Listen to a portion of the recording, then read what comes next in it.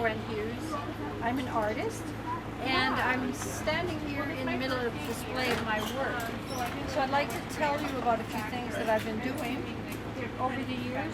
And one of the things I'm famous for is my pigs. And here they are. They're in clay, and each one is an original piece.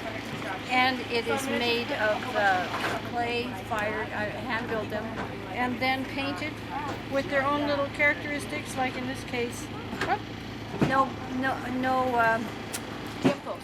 But this one does have dimples, if you can see them. I'll zoom in on it. Zoom in on the dimples. Ooh. Yes, they're there.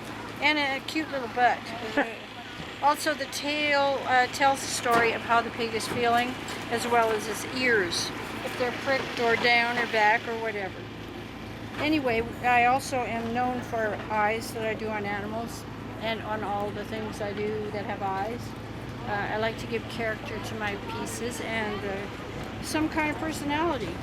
A lot of it has to do with personality of people, and in this case, my little pig has a major personality, I think.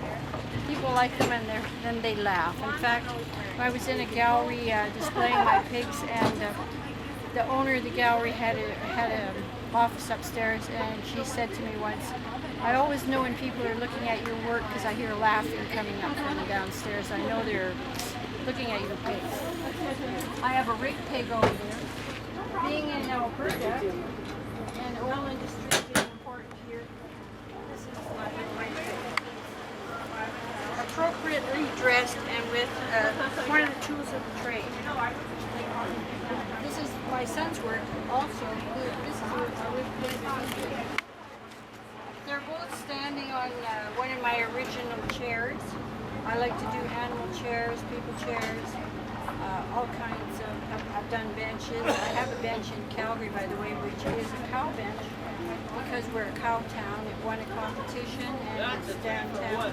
And every so often I phone up the city and go repaint it because of the graffiti and things that people that are sitting on it do to it. And they're usually standing around saying, "Well, when can we sit on the bench?" And I say, "I'm just painting it, and you can't sit on it for at least a week." And they go away sort of dejected. I have to put yellow, you know, those yellow things that the police put around the perimeter, around my bench, so that people will stay away from it. I don't know if they actually do, or they all come out with a nice butt full of paint. That's possible. I haven't seen it. Anyway, I also like to do cows. I go to the pasture where they're in, and they stand on the fence line, and they run away, and then they start coming forward one at a time. There's always a brave one. I lead one, and the others follow. I'm like, why don't you tell me? Creep up to see what I'm up to. Let's see what else I have here. Horses. I like to do close-ups of horses. They're so beautiful. I love their eyes and their noses.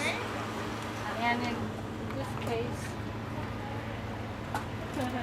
definite nose. Well, I don't like to do backgrounds as a rule, so I like to do things that are, you know, really close up. I've got also some vases over there, a couple of horse vases, some other ones of scenery, because scenery is something I don't do much of, but once in a while it's very, when something that's interesting. I also had a gallery in Bragg Creek, and while I was working there, I did some Bragg Creek scenes from nature. I pulled up in my car and looked out the window and painted what I saw. Also, I like to work in pastels, so I did these flower pictures in pastel, which I don't work in very much, but when I do, I really like it, because I started out really working in pastel. Around here, I have a lot of things. I have small paintings, big paintings. I like to do big things. I even make cards of my paintings. So here, for instance, is some of the cards that I've made.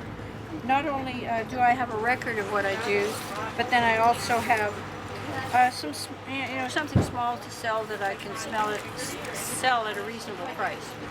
so that if they can't afford a big painting, they can afford a car. And so anyway, that's what I've been up to lately, and I intend to continue painting for the rest of my life. I started when I was a kid. My father, who was a house painter, used to bring home wallpaper books for me to draw and paint on the back of them because we didn't have money for paper. I also won a scholarship in grade 12 because of my artwork for that year, which was a nice help to my dad. And ever since then, I went to the Alberta College of Art for 4 years and graduated from there. Had a fabulous time. And I really think it was worthwhile. I mean, there's no other way you can submerge yourself in art for 4 years, 7 days a week, hands-on. It's really an experience. I think anyone who's interested in art should go to an art college for that reason alone. So thank you for watching, and we'll talk to you again soon, I'm sure.